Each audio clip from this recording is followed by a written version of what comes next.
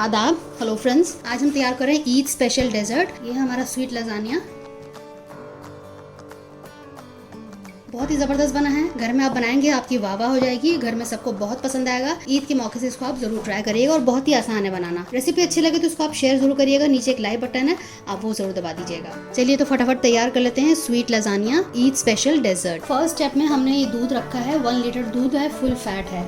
इसको हम बॉईल होने देते हैं। और यहाँ मैंने 1 टेबलस्पून कॉर्नफ्लावर लिया है। इसको मैं पानी डाल के इसका एक घोल तैयार कर लूँगी। अब इसमें मैं 1/4 कप चीनी डाल रही हूँ। और जो कॉर्नफ्लावर मैंने आपको दिखाई थी उसका मैंने 2 चम्मच पानी डाल के उसका घोल तैयार कर लिया है। चीनी को मिक्स होने देते हैं, इसको घुल जाने देते हैं चीनी को। बीच बीच में आप चलाते रहिए इसको। अब आप देखिए ये घोल तैयार हो चुका है और चीनी आप चख लीजिएगा। धीरे धीरे मैं इसको डालूंगी। ज़रूरत पड़ेगी तो हम थोड़ा आधा 1 चम्मच दोबारा से घोल तैयार कर सकते हैं कॉर्नफ्लावर का। थोड़ा हमें इसको गाढ़ा करना है, इसलिए हमने ये कॉर्नफ्लावर डाला है। और इसको आप लगातार आप चलाते रहिए, क्योंकि कॉर्नफ्लावर की टेंडेंसी होती है कि नीचे जाके जम जाता है। इसमें कोई गांठ ना बने, इसलिए भी हमको चलाना है। तो लगातार 1 से 2 मिनट 3 मिनट आप चलाएंगे, हल्का हल्का धीरे धीरे ये गाढ़ा होने लगेगा। साइडों से आप इस तरह से स्क्रैप कर लें। बहुत ही ज़बरदस्त बनेगा ये स्वीट लजानिया। आप इसको ज़रूर ईद के मौके से तैयार करिएगा। घर में जो फैमिली मेम्बर्स हैं आप उनके लिए ज़रूर बनाइएगा। कुछ अलग सा हो जाएगा कि हाँ लगेगा कि फेस्टिवल है, इसी बहाने इन्हीं सब चीज़ों से लगता है। तो धीरे धीरे पकेगा, गाढ़ा होगा। आपको देखने से लग रहा होगा, अंदाज़ा लग रहा होगा, धीरे धीरे ये गिर रहा है। तो ये अब तैयार है। मैं इसको एक तरफ कर रख देती हूँ। ठंडा कर लेंगे थोड़ा सा। और जब ठंडा हो रहा होगा तो बीच बीच में आप चलाते रहिएगा। जो ऊपर एक जो लेयर जम जाती है, हमें वो नहीं जमने देना है। तो जब तक आप दूसरा काम करेंगे सेकंड स्टेप, तब तक बीच बीच में एक बार इसको स्टर कर दीजिएगा, चला दीजिएगा। अभी मैंने पैन रखा है, इसमें हम ब्रेड को सेकेंगे। ये हमारा सेकंड स्टेप है। इसको घी में, बटर में, किसी में कर लें। मैं घी डाल रही हूँ। उसको पूरे में स्प्रेड कर लेंगे।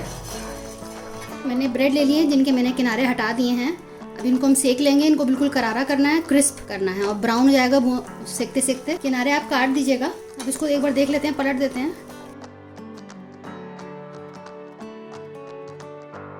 थोड़ा घी दोबारा डाल देते हैं।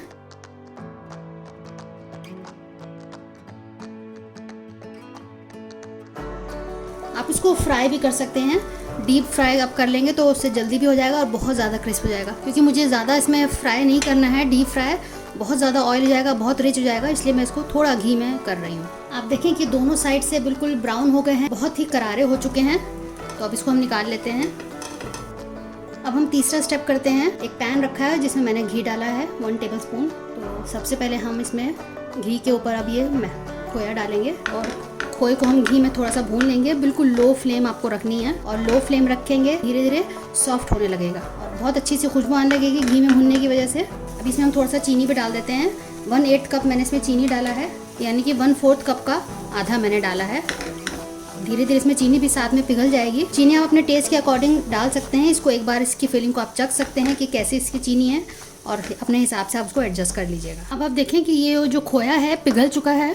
थोड़ा सा इसको हम और भुनेंगे, लेकिन साथ में बाकी चीज़ें डाल देते हैं। आप इसमें 2-3 चम्मच मलाई या क्रीम डाल दें। मैं दूध की उतरी हुई मलाई डाल रही हूँ और अच्छे से पका लें इसको। साथ में थोड़े से मैं ड्राई फ्रूट्स भी इसमें डाल देती हूँ। बढ़िया सी फिलिंग तैयार हो चुकी है। अभी मैं गैस को ऑफ कर रही हूँ।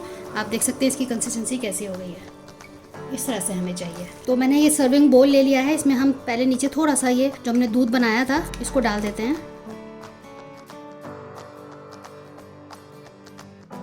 फिर इसमें ब्रेड लगा देते हैं। ब्रेड को आप काट के उसको एडजस्ट कर सकते हैं। अब इसके ऊपर से हम लेयर डालेंगे।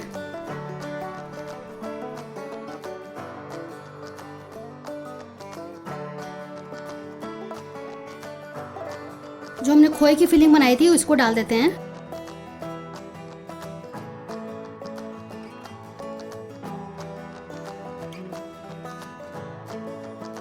सेकेंड लेयर लगा देते हैं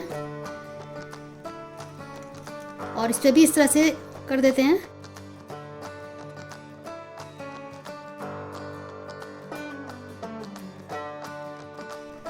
सेकेंड लेयर भी हमारी तैयार हो चुकी है।